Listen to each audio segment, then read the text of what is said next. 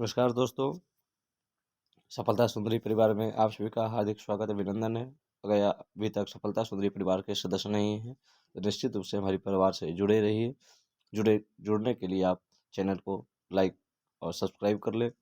सबसे पहले नया अपडेट आपको कम समय में यहाँ दिया जाता है। तो आज मैं उसी क्रम में एक छोटा सा वीडियो लेकर के आया हूँ। जैसा कि आप उस पर देख चुके होंगे कि जो है आंसर की पहले आया था, उसके साथ साथ अब रिजल्ट भी घोषित हो गया और काउंसलिंग के लिए भी नोटिस दे दिया गया है कि काउंसलिंग की क्या प्रक्रिया रहेगी, कैसे कैसे काउंसलिंग किया जाएगा। आप देख सकते हैं ये बीपीएससी का साइट है। आप यहाँ देख सकते हैं कि school teacher, headmaster, written competitive examination के बारे में दिया गया है। तो मैं आपको सीधा साइट से ही नोटिस पढ़ कर दिखा देता हूँ ताकि आपको जो है ये नहीं लगे कि मैं कोई फेक बना रहा हूँ। आप यहाँ से देख सकते हैं, देख लीजिए। ये है विज्ञापन संख्या 27/2023 विद्यालय अध्यापक नियुक्ति प्रतियोगिता परीक्षा का परीक्षाफल इस सत्र के साथ प्रकाशित किया जाएगा। प्रकाशन के पश्चात प्रशासकीय विभाग के द्वारा नियुक्ति हेतु कौशल के समय ऑनलाइन आवेदन करते समय समर्पित वांछित शैक्षणिक प्रशिक्षण अर्हता संबंधी प्रमाण पत्रों की जांच उसके मूल प्रति से की जाएगी। देखिए इसमें तो उन्होंने, आप दिखा देते हैं आपको, इन्होंने 2-3 पन्ने का ये लेटर दिया है, लेकिन मैं ये लेटर आपको सेंड कर दूंगा। मैं आपको इसका संक्षेप में मैं सब कुछ बता देता हूँ आपको।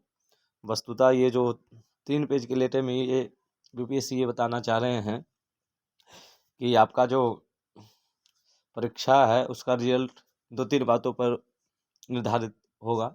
जैसे कि पहला तो जो दिव्यांग लोग हैं उन दिव्यांगता का सर्टिफिकेट के लिए सिर्फ 2 ही कॉलेज और हॉस्पिटल को उन्होंने प्रोवाइड किया है, IGIMS और एक AIMS करके कोई कॉलेज है। इस 2 से ही 2 में किसी एक से आपको प्रमाणित करवाना पड़ेगा कि हम वास्तव में दिव्यांग हैं।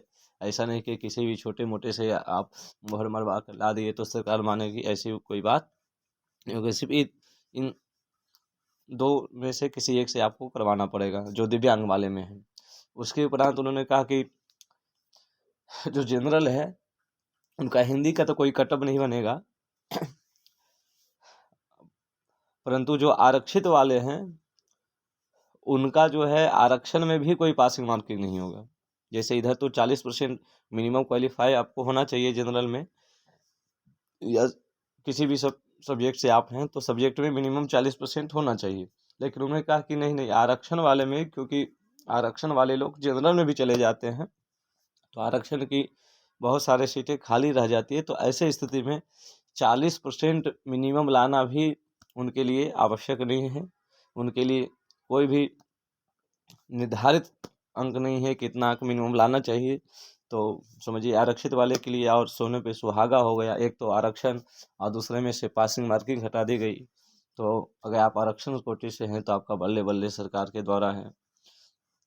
और बाकी जो जनरल वाले हैं उनके लिए रहता जो मिनिमम 40% था वो यथावत रहेगा। और बहुत जल्द ही काउंसलिंग की प्रक्रिया उन्होंने बता दिया है और कहा है कि जो भी आपने सबमिट किया था वो सब जो मूल कॉपी है, ओरिजिनल कॉपी है सर्टिफिकेट, वो आपको वहाँ वेरीफाई करवाना पड़ेगा। और आपने जो फॉर्म में अपलोड किया था उस फॉर्म का भी प्रिंट आपको लेकर के जाना है, क्योंकि उसी से आधार पता चलेगा कि आपने उसमें अपलोड क्या किया था और आप दिखा क्या रहे हैं। तो निश्चित रूप से आप सभी अपना वेरिफिकेशन के लिए डॉक्यूमेंट्स इकट्ठा कर लिए होंगे। अगर नहीं किए हैं तो जितना जल्द हो सके आप उसको कर लीजिए। दोस्तों, एक छोटी सी वीडियो में मैंने आपको बहुत सारी जानकारी प्रोवाइड की है। इसी प्रकार कम समय में अधिक जानकारी के लिए हमारे चैनल से जुड़े, चैनल को लाइक करें, सब्सक्राइब करें। धन्यवाद दोस्तों।